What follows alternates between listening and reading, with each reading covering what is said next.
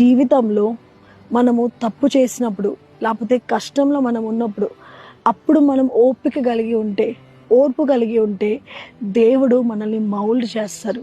మనం ఇప్పుడు ఎలా అయితే ఉన్నామో దానికన్నా ఒక మంచి పాత్రలాగా దేవుడు మనల్ని తయారు చేస్తారు. కానీ మనము మిల్క్ని పనీర్గా చేంజ్ చేసే ప్రాసెస్లో మనము ఓర్పుగా ఉండాలి.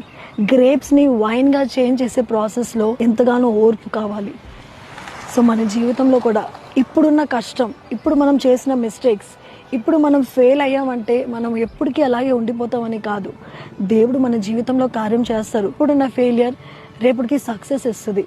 మనము ఆ మాటని నమ్మాలి. దేవుడు నా జీవితంలో కార్యం చేస్తారు, నన్ను మౌల్డ్ చేస్తారు, నన్ను ఒక మంచి పాత్రలాగా తయారు చేస్తారు. ఎందుకంటే బైబిల్ ఒక మాట అంటది, for the righteous fall 7 times and rise again, but the wicked stumble in the times of calamity. చూసారండి, రైచియస్ నీతిగా ఉన్నవాళ్ళు, పరిశుద్ధంగా ఉన్నవాళ్ళు 7 సార్లు పడిపోయినా సరే వాళ్ళు మరలా లెగుస్తారు.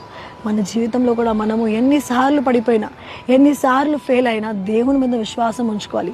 ఈసారితో లాస్ట్, దేవుడు ఈసారి ఖచ్చితంగా నా జీవితంలో మేలు చేస్తారు. ఈసారి నన్ను ఇంకో ఎక్స్పెన్సివ్ పాత్రగా తయారు చేస్తారు. పనీర్, వైన్, అవన్నీ చిన్న చిన్న విషయాలు, చిన్న చిన్న పదార్థాలని మనం చూస్తే ఎంతగానో మనం నేర్చుకోవాల్సింది మన జీవితంలో ఉంటుంది. మనం ఇవాళ ఈ డే స్టార్ట్ చేసినప్పుడు ఈ గొప్ప నిర్ణయాన్ని తీసుకుందాం. నా ఫెయిలియర్ కాదు, నా ఫెయిలియర్ నా సక్సెస్కి ఒక స్టెప్పింగ్ స్టోన్. నేను సక్సెస్కి వెళ్ళే మెటల్ని ఎక్కబోతున్నాను. I'm climbing the steps of success. నేను ఎన్నిసార్లు పడిపోయినా సరే నేను కృంగిపోను, నేను గివప్ చేయను. ఎందుకంటే దేవుడు నాకు తోడుగా ఉన్నారు.